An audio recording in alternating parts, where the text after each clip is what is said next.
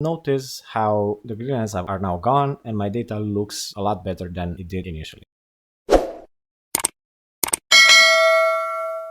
In this short video, I would like to show you how to hide the grid lines from Google Sheets. Now, the grid lines are these thin borders that you see in here, and sometimes you may have a spreadsheet where you really don't need them. For example, the spreadsheet that I have in here, I have some sales data and a chart that shows how the sales have evolved. And if I would like to present this to someone, maybe I can make this spreadsheet better by hiding the grid lines. So let's see how exactly to do that. Now, the first thing is just going to the view menu from here, from under the sheet name. I'm going to click on it, and from the view menu I will hover on show and just uncheck the grid lines option that you have in here, and notice how the grid lines are now gone and my data looks a lot better than it did initially. Now, this is how you remove grid lines in Google Sheets. If you learned something new, please give this video a thumbs up, leave a comment down below if you have any questions, and I'll see you in the next one.